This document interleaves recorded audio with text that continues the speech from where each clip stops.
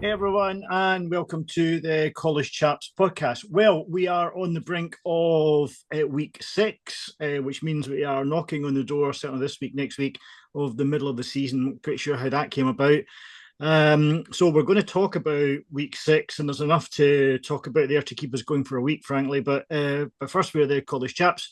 I am joined by the doyens of college football on this side of the pond. Oliver and Alex. We've got double trouble this week. How are you both? Really well, yeah. Can't believe it's week six already. I was thinking about this earlier today. Like, several teams are going to be halfway through their regular season at the end of the Saturday night, and that is just absolutely insane to think about. Yeah, there's a weekday Conference USA sighting this week, which that's when you know you're into the thick of the season. I thought this morning, next week, real thick of Conference USA. Weekday Conference USA, shall I say, and then it'll be Maction, and then it'll be November, and it'll be snow on the field in Kalamazoo. It's crazy. Yeah, I mean, I'm having fun watching college football, catching up when I can on Saturdays, and excited to be chatting it up with you guys again here. It's been a busy start to our pre-season, but we kind of settled in to things now. Our first game is next Wednesday, so we are motoring on towards hopefully another national championship run. Well, we will we will plot and monitor your progress as the weeks roll by. But it's great to see you, Alex. It's always good to have the three of us back on an episode. Let's start with some, I think, really exciting news, which kind of came out last week and then it kind of didn't. But the news that we will have a regular season college football game played in the UK in London at Wembley Stadium next year between the Arizona State Sun Devils and our friends at the Kansas Jayhawks. This is good news, isn't it? Yeah, who do you want to go first? I think it's great news. Excuse me. I think it's we've talked about this on the podcast before. The Big 12 is expanding its footprint globally. It's not something that Brett Yormark has been shy about wanting to do. So I think it's great that we're going to have an all Big 12 matchup on this side of the pond for the second consecutive season. Obviously, having Iowa State and Kansas State in Ireland this year was awesome. The way those fans got behind that game came over from both teams sent plenty of fans over. There was plenty of UK fans there. It was a great atmosphere, great advertisement for Big 12 football, great advertisement for both of those teams as well. And I think it does the same thing for Arizona State and for Kansas as well.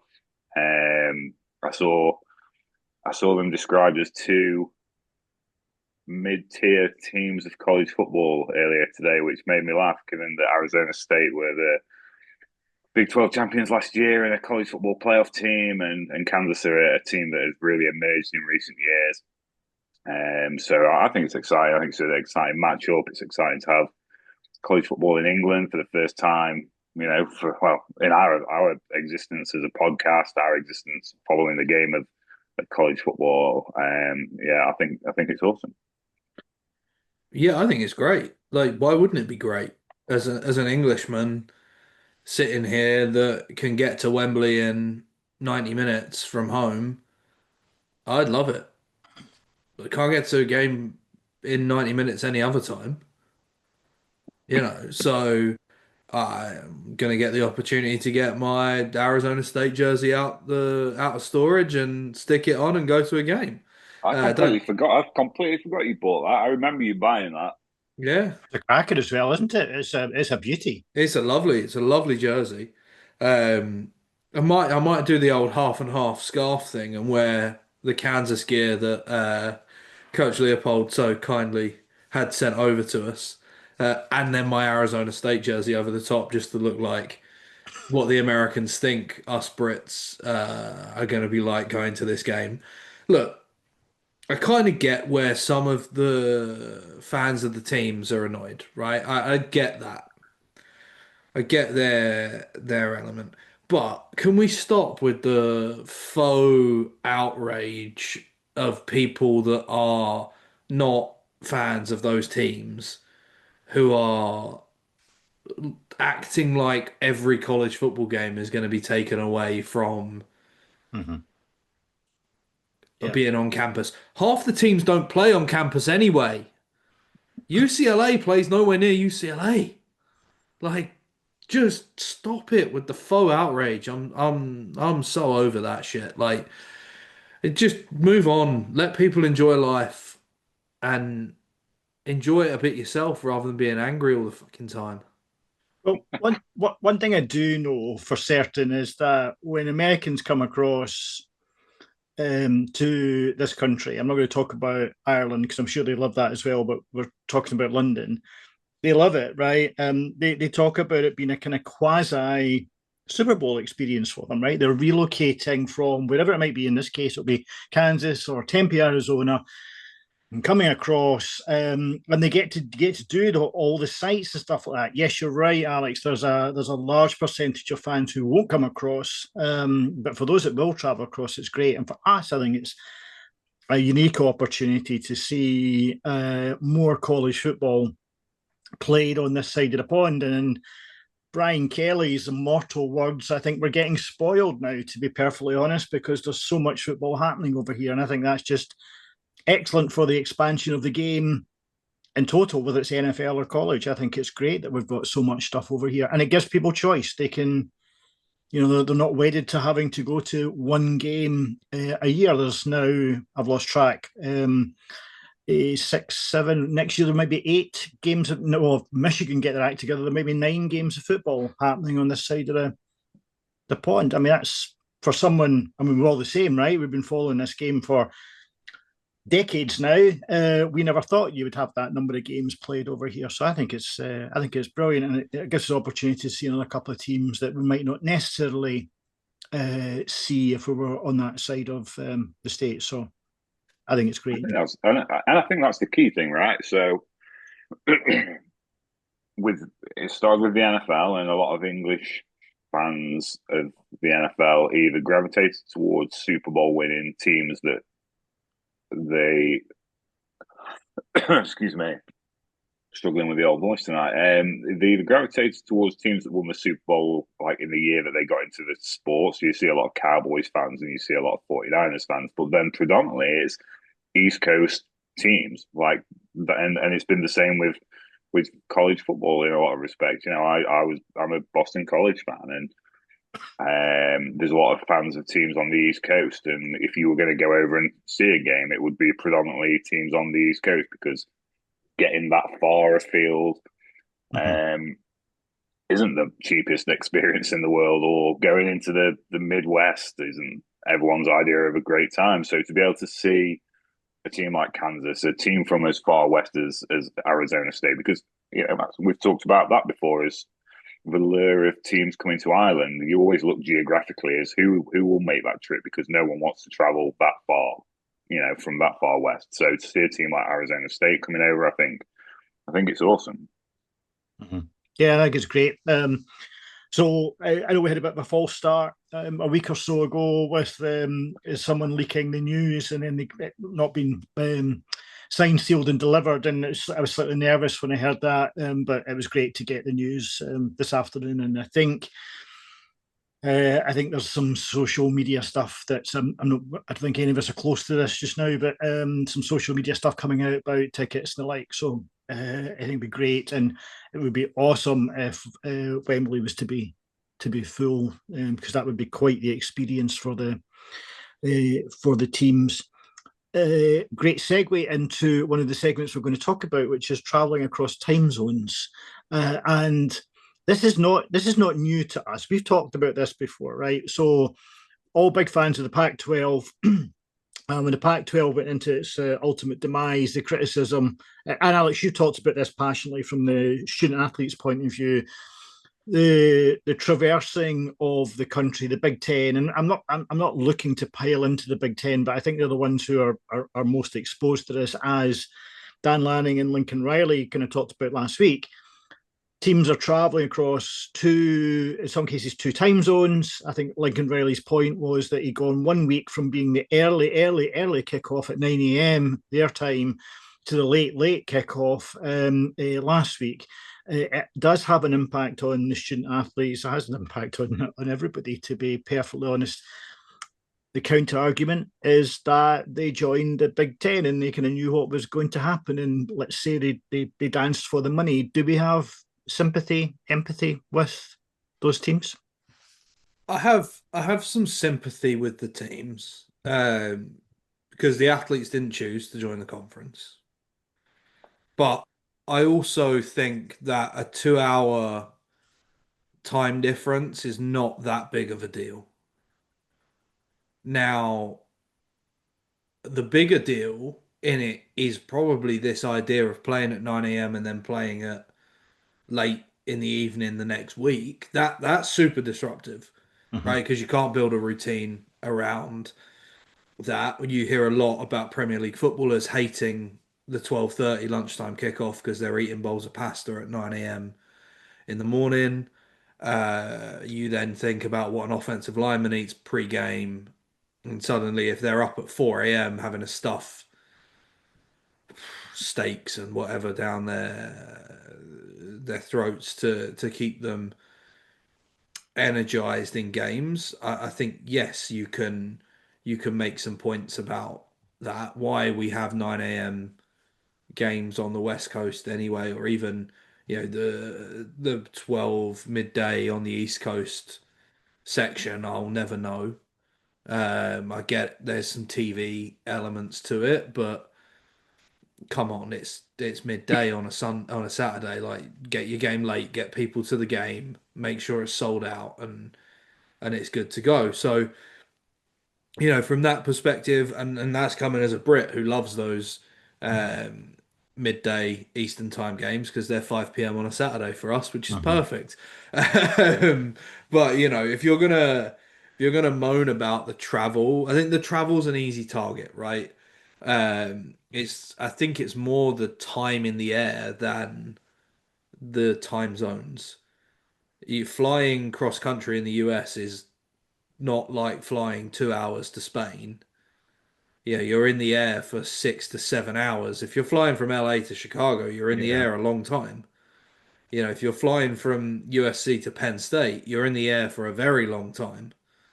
To get to Pittsburgh or to Philadelphia and then have to drive to Happy Valley, which is not close to any real major airport. I know most of these football teams in the Big Ten are probably flying private anyway, and there are some private airports nearby to Happy Valley. So, lots of different things to consider with it. But at the same time, the amount of money that these college football programs are pulling down, these lads aren't going to class in the autumn semester. They're making up all their class in the spring. They're not going to class right now. They're full-time professional athletes for this semester. So, maybe they've got 1 or 2 classes that they have to keep up with. But the top guys on the roster, there's no reason that they're not traveling out late Thursday to have the day to adjust and acclimatize and then play on the Saturday. So, there's some elements of it that I don't empathize with too much, but you see it in the NFL. Teams teams traveling east from the West Coast they struggle in those games. So, there's definitely a science to it that hasn't really been worked out. And it's something that these Big Ten schools need to keep working on because it's here to stay as long as you're in the conference. I think that's part of the argument, Alex, isn't it? That they haven't really cracked it in the same way as the NFL hasn't really cracked it. The NFL still. I think about the Rams in a couple of weeks' time, traveling from Los Angeles across to London for a game. Now, people will argue whether they travel to New York, say, or Chicago, for example. Ollie, there was an interesting article on the back of the comments from Lanning and Riley last week on CBS. I think Tom Fornelli did some digging about with the kind of scores for teams that he kind of titled it "Crossing the Rockies," right? And it does seem to Alex's point, when teams do have those longer flights across, the results start to drop. He says drop off a cliff. The teams who are traveling really don't put up quite the same resistance as perhaps they. So there is a point in there about the travel element, isn't there? Yeah, it's definitely a performance and therefore a results based issue. And there used to be the joke with the NFL that no one could figure it out, and it used to figure the coaches out because there'd usually be a coach get fired on the way back from London because it was the straw that broke the camel's back of a rough season. And it was an interesting that study about results because it was it's pretty bleak reading regardless. But then you take Oregon and the success that Oregon have had out of on in this short sample size of playing on the road in the Big Ten, and the rest of the teams really have struggled. And it's interesting. Oregon's the program that puts most money, has the most money at its disposal to pump into studying the effects of travel and counterbalancing that with nutrition and all that jazz that Alex was just talking about there. When you've got the resources to mitigate something like that, then the on-field product can survive a little bit better, it would seem. But it's not like USC is a small program, not like UCLA is a small program. It's a very small program in terms of its good results at the moment. It's the only team in the country that hasn't led a single second of a college football game. But we digress. There's clearly something to it, and will they ever figure that out? Who knows? Probably not. But as Alex, sorry, the money element is an important one, right? Because one thing the article doesn't really pretend to talk about is how the teams travel, right? So I know you can't get 53 players on a full night private plane, but they might have a charter plane that they're able to use, whereas UCLA, for example, which is a program does have money worries just now, maybe flying coach, right?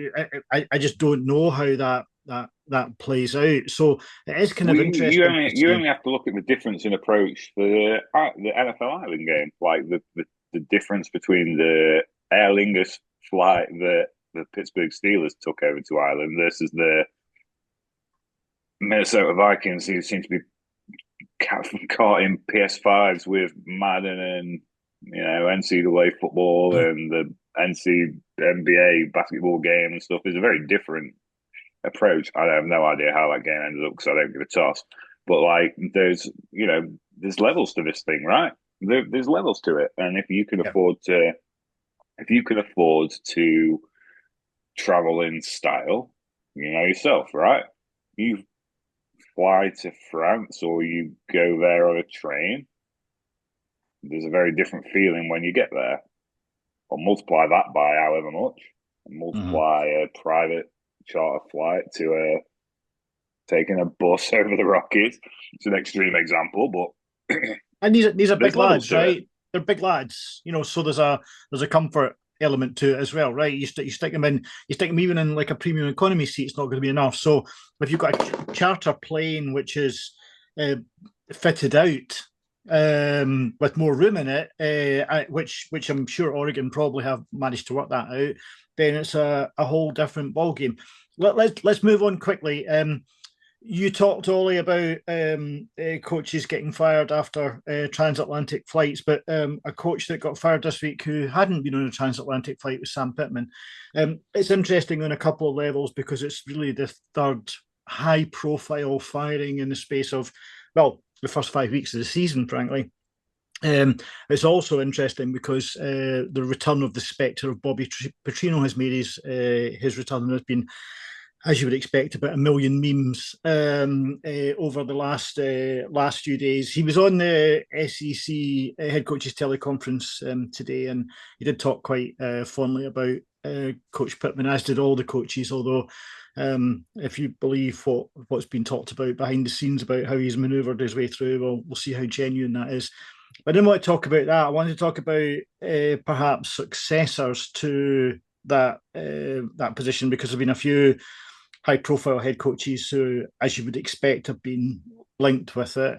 Along with some which I think are hugely speculative and I'm not sure they would be particularly helpful, like Deion Sanders or John Gruden, which I'm not sure would be helpful to Arkansas at this moment in time. But you can tell me if I'm wrong. But someone like Rhett Lashley, who said this week he's happy where he is. Ollie, what do you think about, who do you think might be attracted by that job?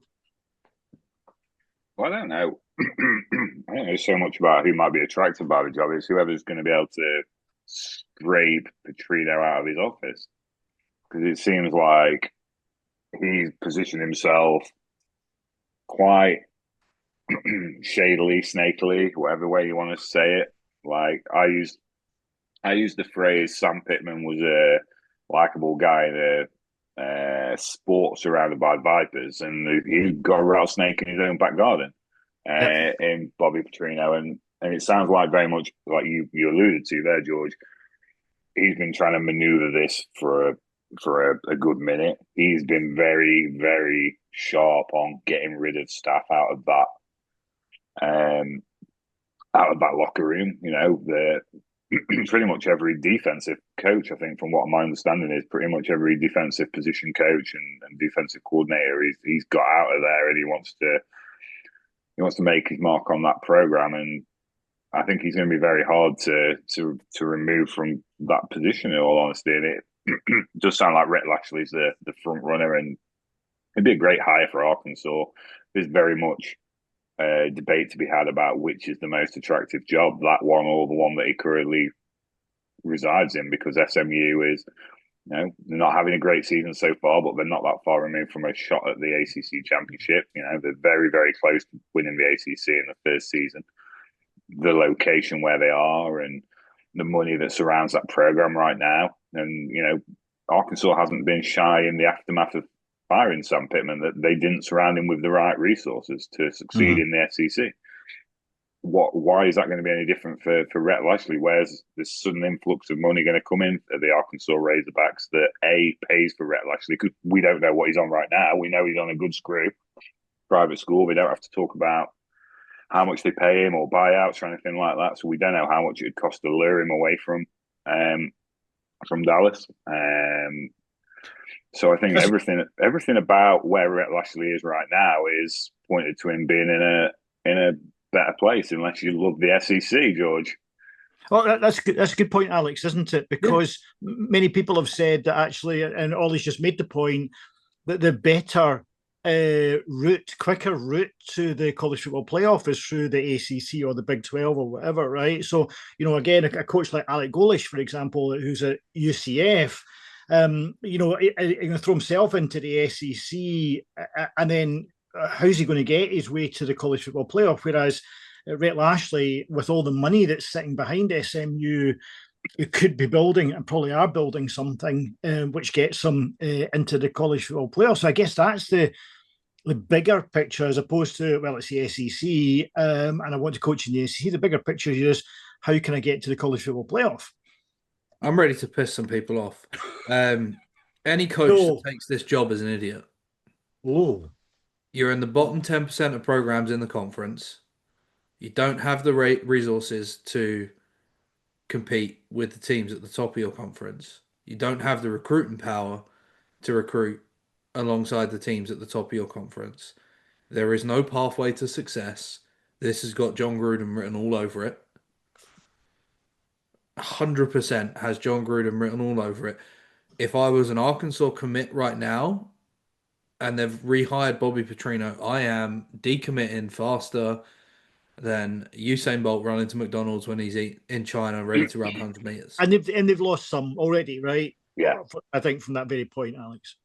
Like, this guy is a snake. He has caused controversy everywhere he's gone. He has left multiple jobs without going through the proper channels and resigning. He has screwed over his friends. And he's not really been that successful.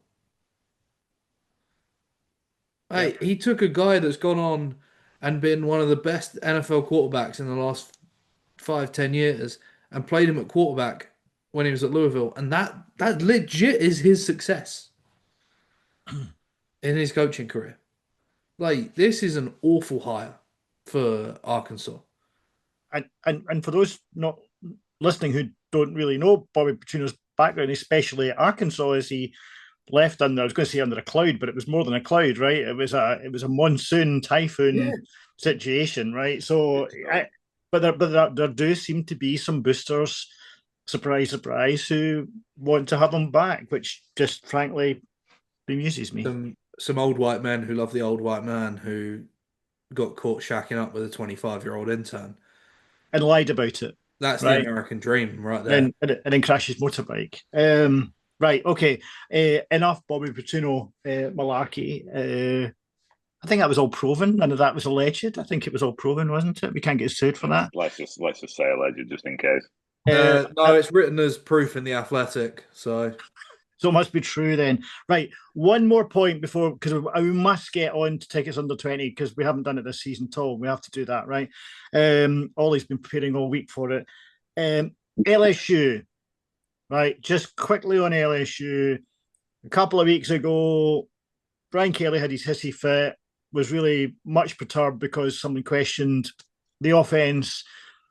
I think he knew at the time, but didn't want to admit to it, that the offense is really not clicking whatsoever. Has fallen to Ole Miss.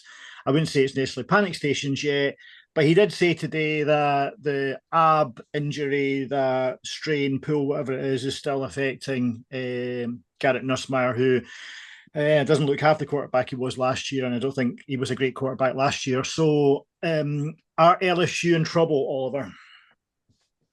Well, they are, because you look at a game like last weekend when they faced a team like Ole Miss, who has got a quarterback who can play football, and you lose the game. Like, you're only going to beat so many teams with defense and no offense, particularly in the SEC. You're only going to beat a handful of teams. You're going to beat Florida, obviously.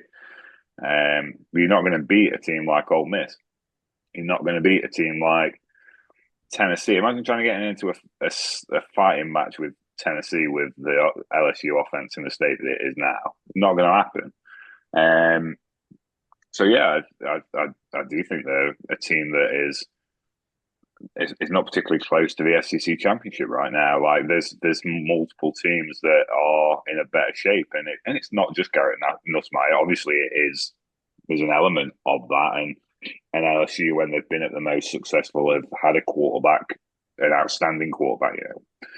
Joe Burrow, Jaden Daniels, those guys really elevated the offense. And when Garrett Nussmeier is at his very best, he can elevate an offense, but he's not. He's hurt. LSU hasn't got a run game. Like, they haven't. There's, they're playing four relatively inexperienced offensive linemen and one with some experience. That's just not going to cut the shit in the SEC, and that's a problem, And Garrett and Brian Kelly they've not been able to adapt. Like, they can't run. Nussmeier's injured, so what would most people do? They would really hammer down. Your starting quarterback's injured, you hammer down on the running game. You try and reduce the pressure on him. They haven't got a ground game, and it's wasting. The irony is, it's wasting a really good defense. Like, for the first time, it's the reverse, right? So how many times have we sat on this podcast and talked about LSU's offense has been let down by its defense? And this is the year, right? This is the year they've got a great secondary, they've got a great linebacker room, they've got a great defensive front, and it is all going to waste. Well, I was going to ask Alex, but surely defense wins championships, so surely LSU can make their way through the SEC and get themselves to an SEC championship game just based solely on their defense. I fucking hate that phrase. I hate it so much. It's such a sports cliche. And yeah, in my sport, people say it all the time, and it's decidedly not true. Like, just this team's just not good, right? You beat a generationally bad Clemson team by 7 on the opening weekend. You snuck past Florida 20-10, also generationally bad. You beat baby brother Louisiana Tech, fine. You destroyed FCS Southwest from the NCAA football games, and then you lose to Ole Miss. They're just not good. Like you're not telling me that SE Louisiana isn't a made up college. I'm sorry, it is. It doesn't exist in real life. It's made up for an EA Sports video game. Um, and they're just not very good on offense. The only time they got past 20 points is against teams that I think you and I and Ollie could get past 20 points against half the time. Steady on. And the thing about Nussmeier, by his own admission, is he's a quarterback that throws interceptions. So if you've got an injury, you're going to throw twice as many as that. So it doesn't bode well. And the question then is, people are starting to whisper under their breath about the longevity of Brian Kelly in the Bayou. But also, like, these guys have 6 quarterbacks on the roster most of the time.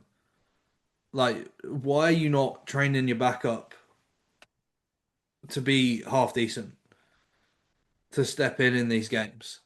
Like, you're up 56-10 against Southeastern Louisiana, and Nussmeier still throws 31 passes. It's a good point, Ollie, isn't it? Because don't they have Michael Van Buren from Mississippi State? Didn't he go to LSU? Yeah. Yeah. Right. And I tell you what, he looked really good in that game. Granted, the opposition is the opposition, but he completed a lot of passes and for good yardage, threw a touchdown. Like he gives them that Jaden. I mean, he's not Jaden Daniels. Let's not get carried away. But he gives them the Jaden Daniels impact. He's a legitimate dual threat, and Mississippi State fans wanted him. Like they wanted to keep him there after what he did last year when Blake Shapen went down. Yeah, I thought it was quite good. If you can't sit back in the pocket and fling the ball 50 times, get a guy who can operate outside the pocket, and that's what Michael Van Buren can do for you. That's what Garrett Nussmeier can't do either of those things right now. I've been unconvinced about Nussmeier since he took that job, but that's just me being cynical. Right, let's wrap up because most of the people who are listening to us on their commute are switched off and gone into the office. So running on borrowed time. Tickets under 20 makes its return. I was going to go back over the rules, but there are no rules. And if there were rules, Ollie would just tear them up and march on regardless. As will any guests who makes an appearance this year. They will just ride roughshod over the rules. Anyway, I hope you've done your homework. I sent you out a list of the games that the tickets via CBS are under $20. The only thing that precluding you from going to multiple games is the time zone. So who wants to go first? This is Friday. We've only got one game, which is New Mexico at San Jose State. And Saturday we've got about 10 games. So who wants to go first? So it's a strong slate this weekend. There's not that many games on low ticket numbers. That's very true. There's lots of $17